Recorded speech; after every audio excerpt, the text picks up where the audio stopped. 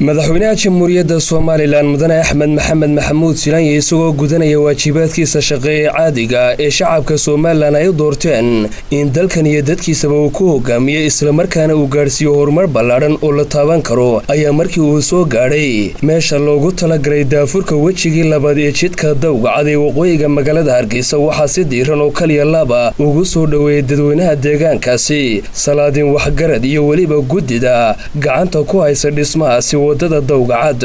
madaxweynaha jamhuuriyadda Soomaaliland mudane Axmed Maxamed Maxamuud Silaanye ayaa si rasmi ah xariga uga jaray 4 kiiloomitir iyo 200 mitir oo wadadaasi ah oo la dhameystiray kaasoo wejigii koobaad ee jidka dawgacad ee waqooyiga magaalada Hargeysa madaxweynaha jamhuuriyadda Soomaaliland markii uu xariga ka jaray wadadaasi ayaa waxa uu ka qayb galay munaasabad ballaaran oo loogu dabaaldegayay wejigii koobaad ee jidka dhismaha ballaaran ee dawgacad kaasoo ay kala qayb galeen munaasabadaasi loo sameeyay marwada madaxweynaha jamhuuriyadda Soomaaliland marwa Aamine Sheekh Maxamed Jirde xubno ka tirsan golaha wasiirada qaar ka mid ah taliyaasha ciidamada gudida gacanta ku haysa dhismaha wadadaasi dawgacad iyo waliba mas'uuliyiin waxgarad salaadin cuqaal iyo waliba dadweyne kale oo aad u tiro badan madaxweynaha jamhuuriyadda Soomaaliland mudane Axmed Maxamed Silaanye oo halkaasi ka hadlay ayaa waxa uu sheegay in xukuumadda uu hogaaminaya ay geed gaaban iyo geed dheer bay u korayso sidii shacabka Soomaaliland ay u gaarsiin lahayd horumar la taaban karo waxaana uu sheegay in xukuumaddiisu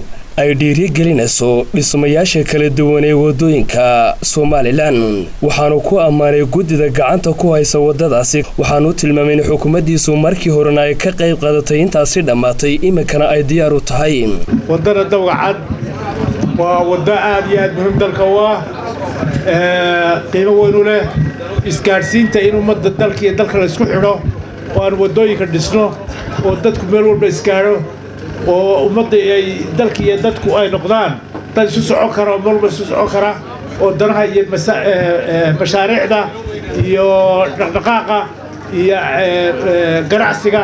iyo mid walba iyo ummadda isu socon karta wax mid aad iyo aad muhiim ah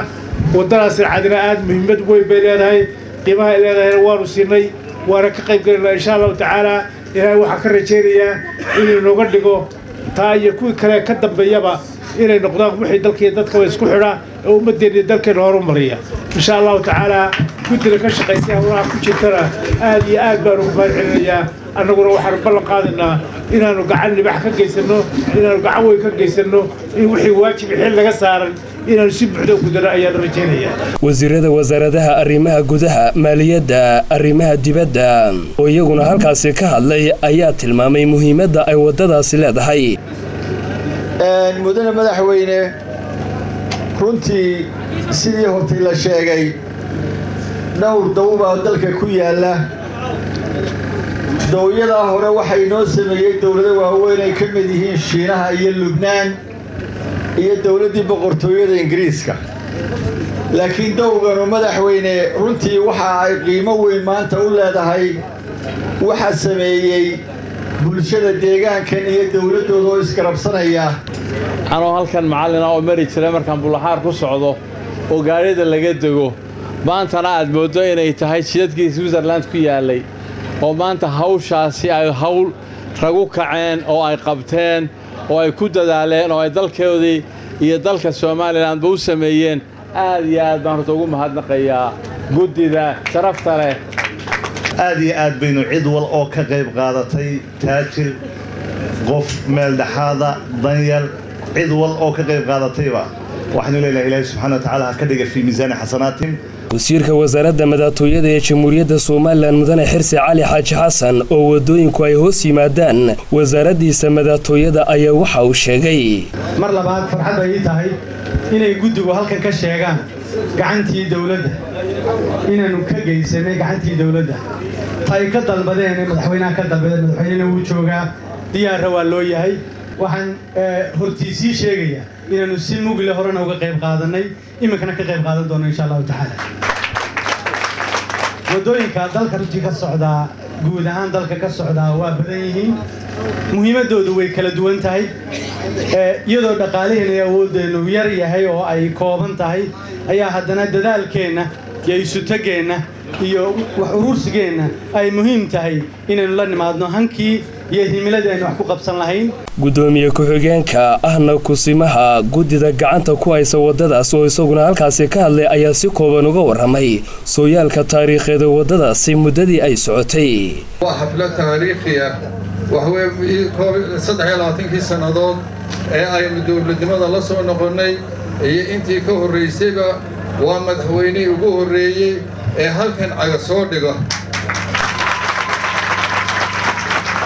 waxaweyaan inta kale waanaanu taana aad baan ugu mahadinaynaa waxaanaanu rajaynaynaa inaanay noqon tii ugu dambaysay tii ugu horreysay uguna dambaysay inay noqoto tii ugu horreysay in dambe oo farabadanina in ay soo raacdo. salaadiin waxgarad iyo weliba mas-uuliyiin kala duwan oo halkaasi ka hadlay ayaa iyaguna waxa ay ka warameen faa'iidada ay wadadaasi u yeelan doonto isu socodka wadamada Somaliland iyo Djibouti. Suldaan Xasan Suldaan Cabdilaahi oo isaguna halkaasi ka hadlay ayaa ku ammaanay xukuumadda uu hogaaminaya madaxweyne Axmed Silaanyo sida ay markasta ugu heelan tahay horumarinta dalka, waxaana uu sheegay in kaalin muuqata ay ku lahayd wadadaasi ballaadhan ee madaxweynaha Jamhuuriyadda Somaliland uu xariga ka jaray qayb ka mid ah ayaa isku xidhi doonta magaalooyinka Hargeysa ilaa Ceel Sheekh. Axmed Saki Daar Xasan iyo Cabdilaahi Cali Suudi, telefishinka qaranka Somaliland, dawga cad ee waqooyiga magaalada Hargeysa.